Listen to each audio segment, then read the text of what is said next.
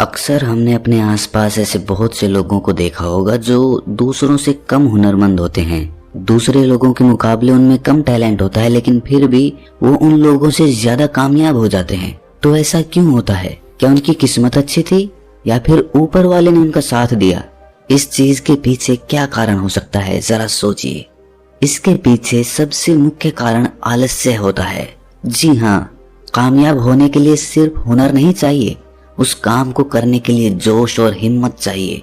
अगर आप में जोश और हिम्मत की जगह पर आलस्य है तो आप में कितना भी हुनर हो, वो हुनर किसी काम का नहीं रह जाता। जैसे दीमक एक पेड़ को अंदर से खोखला कर देती है। बाहर से तो पेड़ वैसे का वैसा दिखता है, लेकिन अंदर से वो पेड़ खोखला हो चुका होता है। उसी तरह आलस्य आदमी को अंदर से खोखला बना देता है। उसका जोश, उसकी स्फूर्ति अंदर से मर चुकी होती है। चाहे बाहर से वो आदमी स्वस्थ नजर आए, लेकिन अंदर से आलस्य ने उस दीमक की तरह उस आदमी के शरीर को अंदर से खोखला कर दिया होता है। आज की जो कहानी मैं आपको सुनाने वाला हूँ, उसमें आपको आलस्य के कुछ मुख्य कारण पता चलेंगे और साथ ही आपको आलस्य को हटाने के लिए कुछ यौगिक उपाय बताए जाएंगे। इससे पहले कि आप इस कहानी में खो जाएं, इस चैनल को सब्सक्राइब जरूर कर लें। तो चलिए कहानी शुरू करते हैं। एक बार की बात है, एक आलसी आदमी बुद्ध के पास आकर कहता है कि हे बुद्ध, मैं अपने आप से बहुत परेशान हूँ। मैं बहुत ही आलसी आदमी हूँ, इसीलिए सब लोग मुझे ताने देते रहते हैं। क्या आपके पास कोई ऐसा मार्ग है जिससे मेरा आलस्य दूर हो सके? ये सुनकर बुद्ध ने कहा कि तुम्हें कैसे पता कि तुम आलसी आदमी हो? इस बात का उत्तर देते हुए वो आदमी बोला कि हे बुद्ध, सब लोग मुझसे कहते रहते हैं कि तू बहुत आलसी आदमी है, तुझसे कोई काम ठीक से नहीं होता, तू हर काम को टालता रहता है और बिना जाने क्या क्या बातें कहते रहते हैं। यहाँ तक कि मेरे परिवार के लोग भी मुझे आलसी आदमी कहकर पुकारते हैं। ये सुनकर बुद्ध उस आदमी से पूछते हैं कि तुम्हारे पास आलसी होने का कोई प्रमाण है? क्या तुम ये सिद्ध कर सकते हो कि तुम एक आलसी आदमी हो? ये सुनकर वो आदमी कहता है कि हे बुद्ध, मैं कभी भी सुबह जल्दी नहीं उठ पाता और हर काम को टालता रहता हूँ। मुझे लगता है कि आलसी होने के लिए ये प्रमाण काफी होगा।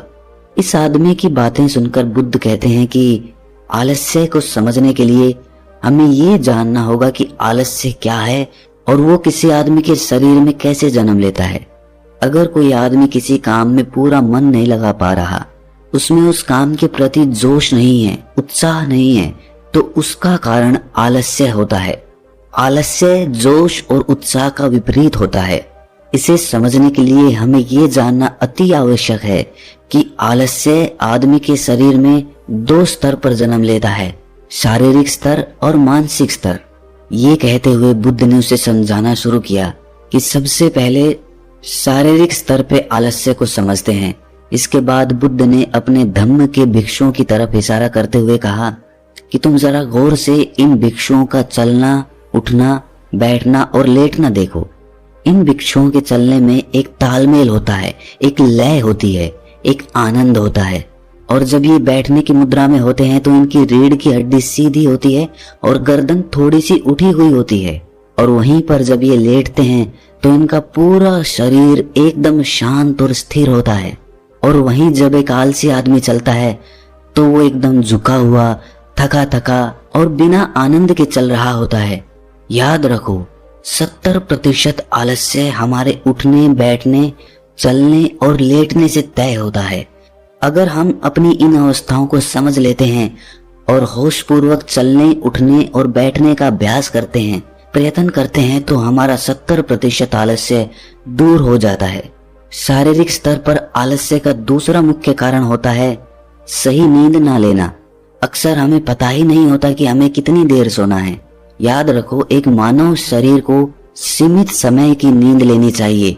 अगर वो सीमित समय से ज्यादा नींद लेता है तो भी वो आलस्य का शिकार होगा, और अगर वो सीमित समय से कम नींद लेता है तो वो आलस्य का शिकार होता ही है। ये सुनकर वो आदमी बोला कि हे बुद्ध, एक मानव शरीर को कितनी नींद लेनी चाहिए? इसका उत्तर देते हुए बुद्ध ने कहा कि एक मानव शरीर को 6 से 8 घंटे की नींद लेनी चाहिए। अगर आपका शरीर ज्यादा थका हुआ नहीं है तो 6 घंटे की नींद, अगर ज्यादा थका हुआ है तो 8 घंटे की नींद। इसी के साथ ये भी ख्याल में रखना चाहिए कि सोने के लिए रात का समय निर्धारित किया गया है। कुछ लोग दिन में ही सो जाते हैं, जिसकी वजह से धीरे धीरे आलस्य उनके अंगों में समाने लगता है। शारीरिक स्तर पे आलस्य का तीसरा मुख्य कारण है सुबह जल्दी ना उठ पाना। पूरी प्रकृति, यहाँ तक कि पेड़ पौधे और पक्षी भी सुबह सूर्य उदय होने से पहले जाग जाते हैं। ये हम पक्षियों को देखकर भी समझ सकते हैं कि प्रकृति ने मनुष्य के जागने का कौन सा समय निर्धारित कर रखा है। अगर हम सुबह जल्दी उठते हैं, सूर्य उदय होने से पहले उठते हैं, तो हमारे शरीर में एक स्फूर्ति होगी, एक ताजगी होगी और हम हर काम में अपना मन लगा पाएंगे। ये सुनकर वो आलसी आदमी बोला कि हे बुद्ध, लेकिन मेरा काम ऐसा है जो मैं रात में कर पाता हूँ। इसी वजह से मैं रात में सही समय पर नहीं सो पाता और सुबह जल्दी नहीं उठ पाता। तो जिन लोगों का काम रात में होता है वो सुबह कैसे जल्दी उठ पाएंगे? ये सुनकर बुद्ध कुछ सोच विचार करते हैं और उसके बाद कहना शुरू करते हैं कि जिन लोगों का काम रात में होता है उन्हें अपना काम पूरा मन लगाकर करना चाहिए, और यदि ऐसे लोग रात में काम करके दिन में भी सोते हैं और सीमित समय की नींद लेते हैं तो वे भी आलस्य से बच सकते हैं। लेकिन रात में जितनी गहरी नींद आती है उतनी गहरी नींद दिन में नहीं आ पाती, क्योंकि दिन में शोर शराबा ज्यादा होता है जिससे आदमी गहरी निद्रा में नहीं जा पाता। इसीलिए जो आदमी दिन में सोता है उसे कुछ ऐसी व्यवस्था करनी चाहिए जिससे बाहर का शोर शराबा उसकी नींद में बाधा ना बन सके। इसके लिए वो अपने कानों में रुई वगैरह ठूंस सकता है जिससे बाहर की आवाज उसके कानों में ना पड़े और वो गहरी निद्रा ले पाए। शारीरिक स्तर पे आलस्य का अगला मुख्य कारण होता है भोजन। सही समय पर और सही भोजन करना शरीर के लिए अति आवश्यक होता है। कुछ लोग ऐसा भोजन करते हैं जिसमें कोई जान ही नहीं होती।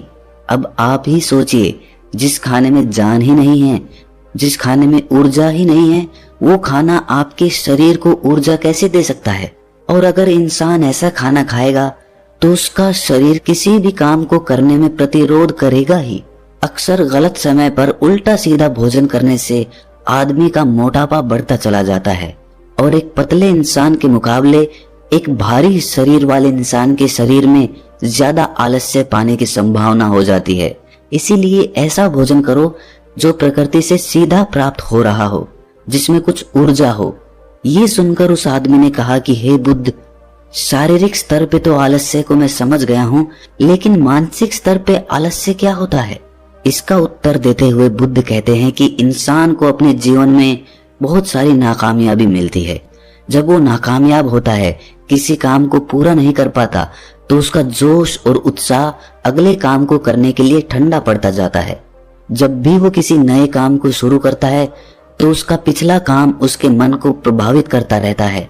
इसीलिए वो नए काम को पूरे जोश और उत्साह के साथ और पूरा मन लगाकर नहीं कर पाता, और यही आलस्य का कारण बन जाता है, जिसकी वजह से वो नया काम भी पूरा नहीं हो पाता, क्योंकि उसमें उसका पूरा मन और पूरा जोश नहीं लगा होता है। इसके लिए हमें ये समझना जरूरी होता है कि जो पिछला काम हमारा पूरा नहीं हो पाया, उससे भी हमें बहुत कुछ सीखने को मिला है, उससे हमें एक अनुभव मिला है जो हम अपने नए काम में लगा सकते हैं। तो पिछले काम के प्रति नकारात्मक नजरिया रखने की बजाय सकारात्मक नजरिया रखेंगे तो आलस्य हमारे मन में नहीं आएगा।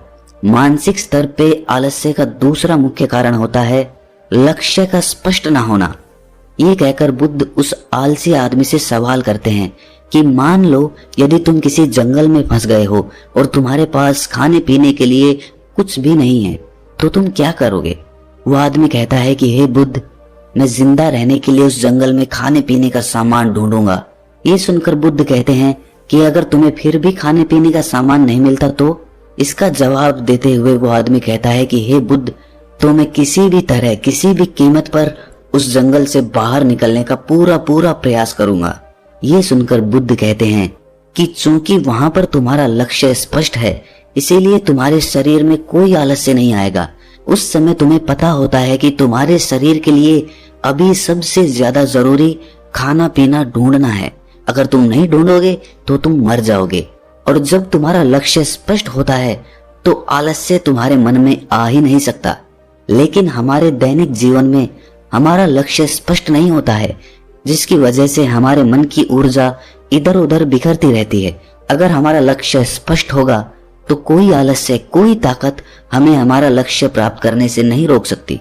और इसी तरह अगर किसी काम को करने की हमारे पास कोई ठोस वजह नहीं होती तो भी हम उस काम को टालते रहते हैं। उस काम को करने का हमारा मन ही नहीं करता, क्योंकि हमारे मन में ये बात समाई होती है कि इस काम को करके कुछ फायदा तो होगा नहीं। इसीलिए किसी काम को करने के लिए उसकी ठोस वजह जानना बहुत जरूरी होता है। बहुत सारे लोग व्यायाम करने की अहमियत नहीं समझते हैं, क्योंकि वो इसकी वजह नहीं देख पा रहे हैं। वो सोचते हैं कि व्यायाम करने से क्या फायदा। लेकिन जो आदमी दूरदर्शिता रखता है, जो ये देख पाता है कि अगर मैं आज व्यायाम नहीं करूंगा तो भविष्य में मेरा शरीर कितने रोगों से ग्रस्त हो सकता है, तो ऐसे आदमी के पास स्पष्ट लक्ष्य भी होता है और ठोस वजह भी होती है, और इसीलिए वो लोग व्यायाम भी करते रहते हैं। मानसिक स्तर पर आलस्य का अगला मुख्य कारण होता है आलसी लोगों का साथ। अक्सर कुछ लोग आलसी नहीं होते, लेकिन उनके आसपास के लोग आलसी होते हैं। अगर आपकी संगति में आलसी लोग भरे हुए हैं तो आप भी उनकी तरह हो जाएंगे। आपका भी मन काम करने से भागने लगेगा। आलस्य एक छुआछूत की बीमारी की तरह होता है। जितने ज्यादा आलसी लोगों से आप घिरे हुए हैं, आपका मन उतने ही आलस्य को पकड़ लेगा। मानसिक स्तर पर आलस्य का अगला मुख्य कारण है किसी भी काम को टालते रहना। कुछ लोगों की आदत होती है काम को टालते रहना। आज का काम कल पर, कल का काम परसों पर। हमें ये महसूस भी नहीं होता कि धीरे धीरे यही हमारी आदत बन जाती है, और ये काम को टालने की आदत धीरे धीरे आपको आलसी बना देती है। इसीलिए किसी भी काम को कल पर मत टालो। और सबसे आखिर में बुद्ध ने कहा कि किसी भी काम को करने के लिए आपके पास उम्मीद होनी चाहिए, उत्साह और जोश होना चाहिए। हर काम को नया काम समझ के करना चाहिए। इसके बाद बुद्ध ने उस आलसी आदमी से कहा कि याद रखना, अगर तुम्हारे पास कोई स्पष्ट लक्ष्य है और उसे करने के लिए तुम्हारे पास कोई ठोस वजह भी है, तो दुनिया की कोई ताकत तुम्हें वो काम करने से नहीं रोक सकती। दोस्तों, जीवन में अगर कुछ हासिल करना है तो हमारे पास सिर्फ आज का ही समय है। ये मत सोचो कि कल आएगा। ये मानकर चलो कि हमें जीने के लिए सिर्फ ये 24 घंटे मिले हैं। इन 24 घंटों में मरने से पहले मैं क्या कर सकता हूँ, ये समझ लीजिए कि एक एक सेकंड मिलकर 1 मिनट बनता है, और एक एक मिनट मिलकर 1 घंटा बनता है, और घंटे दर घंटे एक पूरा दिन बनता है। तो हमारे लिए सबसे ज्यादा जरूरी वो सेकंड है जिनसे पूरा दिन बना हुआ है। इसीलिए अपनी किसी भी सेकंड को बर्बाद मत करो, क्योंकि एक बार जो घड़ी बीत गई वो वापस लौट कर कभी नहीं आती। तो दोस्तों, कैसी लगी आपको ये कहानी कमेंट सेक्शन में जरूर बताना, और अच्छी लगी तो इस चैनल को सब्सक्राइब जरूर कर लेना।